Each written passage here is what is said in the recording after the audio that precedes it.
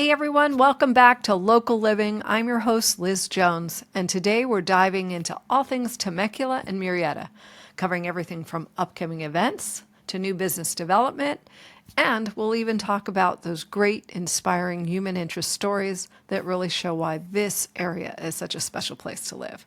So grab your cup of coffee if you're commuting. Sit back, let's catch up on what's happening locally. We've got a lot to talk about, so let's jump right in. Welcome to Local Living Tri-City, your go-to podcast for exploring the vibrant communities of Temecula, Murrieta, and Menifee. Join me, Liz Jones, as we dive into real estate insights and local business stories, bringing you closer to the heart of our Tri-City area. Let's get started with today's episode. First of all, let's talk about some of the exciting events coming up here in Temecula and Murrieta. If you are anything like me, you love being involved in the community. And this month is packed with lots of activities for everyone. So coming up soon on September 25th, Peltzer Winery is hosting a fun-filled Wine Wednesday, and the Peltzer Pumpkin Farm event is finally opening. But that's not all. In the Peltzer Pumpkin Farm is a huge event in our area, attracting many families from all over Southern California and beyond. At its core, Peltzer is about farming. Charlie and Carrie Peltzer started the first Peltzer Pumpkin Farm in Orange County back in '96. Now, their current property here in Temecula has been a home to pumpkin farms since and has grown substantially. This 6-week event is perfect for families and has become a major draw for the region.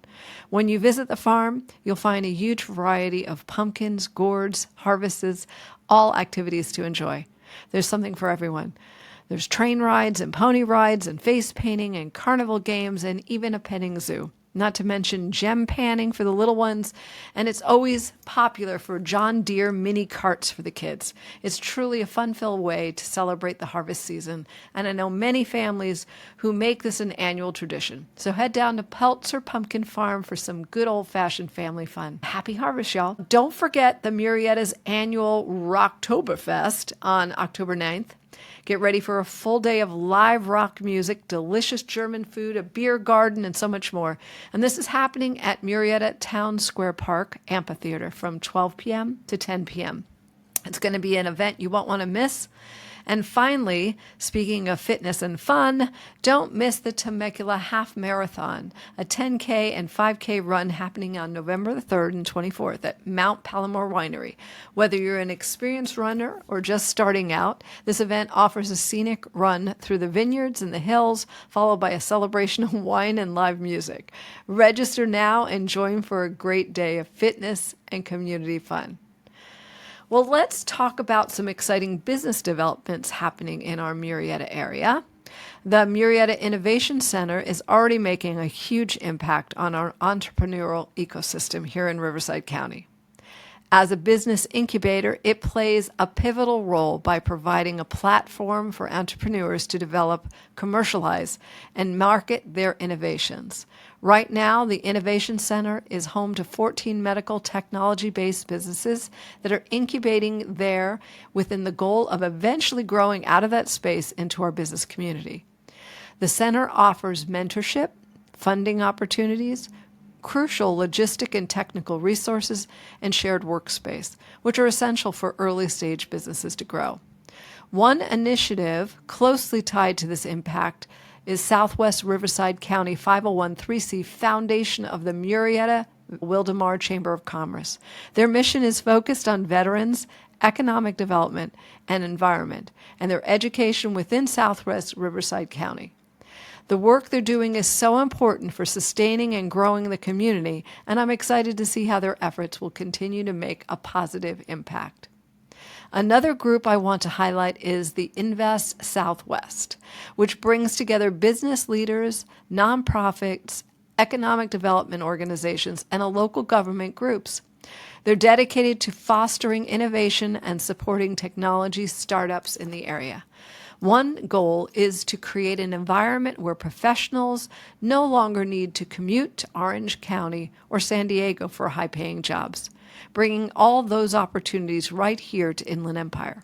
This kind of forward-thinking approach is what's driving our local economy in a great direction. And finally, we can't forget about InSoCal Connect, led by Executive Director Jay Goff.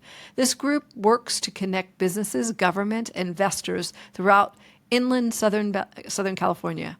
By building these vital relationships, they're ensuring that new innovations, business ventures have the resources they need to thrive. It's an exciting time for Murrieta and surrounding areas, and these initiatives are positioning our growth and success.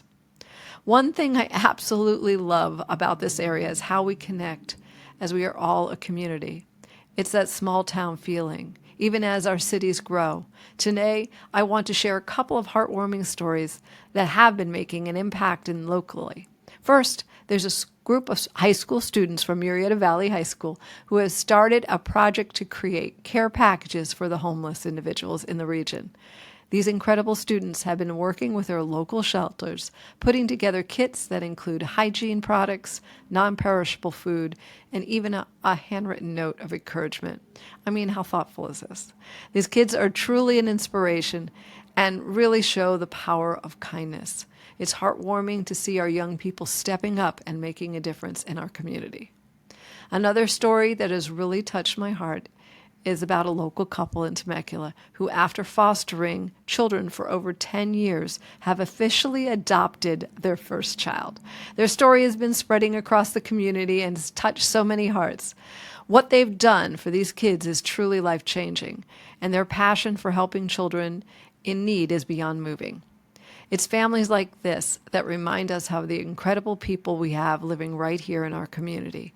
And this leads me to shout out, if you know any other similar stories, or there's someone in the community really making a positive impact, please reach out to me. I'd love to highlight those stories. And I know our listeners enjoy hearing about them too, and their great acts of generosity and kindness. It's happening all around us. Well, snapshot, market trends. Okay, so we're going to shift gears and talk about the local real estate market. If you've been keeping an eye on things, you may have noticed a bit of cooling in the market over the last 4 weeks. I know we felt it, and it's something my colleagues have been discussing. It seems like several factors could be contributing to this. First, just coming off a really busy back-to-school season may affect that, so many families have been preoccupied with getting their kids settled into new routines. It's always a hectic time of the year, and real estate activity tends to slow down a little bit as people focus on family matters. Another factor could be buyers waiting on the sidelines to see if we get a drop in interest rates soon. We've all been watching the rates closely, and while there hasn't been a significant change yet, there's lots of talk about a potential reduction coming up in September. Buyers could be holding off, hoping to get a better deal on their mortgage once rates start to dip. And let's not forget the uncertainty of our stock markets, other investments, and even upcoming elections. Whenever there's volatility, it can make people hesitant to do big financial moves like purchasing a home. I've had a few clients mention they're feeling cautious right now because of that. And that said, homes near Great Oak High School District are still seeing strong interest. It's one of the top-rated schools in the state, and families are eager to get into that area. So while the market may be cooling off a bit, there are still hot spots where homes are moving quickly. And for those of you looking for a bit more land, don't forget about our beautiful properties in Duluth and La Cresta. And these areas are perfect if you're looking for quieter lifestyle with some space to stretch out. I've had a few listings out there recently, and they've been getting a lot of attention, especially from buyers who want more privacy and room to grow.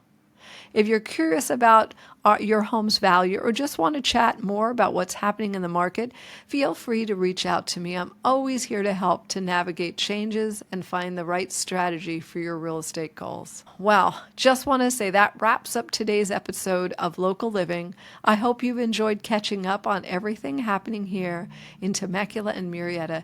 It's always a joy to share what makes our community so incredibly great. So until the next time, take care. Thank you for listening to Local Living Tri-City. Stay tuned for more insights and stories from Temecula, Murrieta, Menifee, and surrounding areas. Be sure to subscribe, leave a review, and share this episode with a friend that is passionate about the Tri-City area as you are. Goodbye for now, and we'll see you next episode.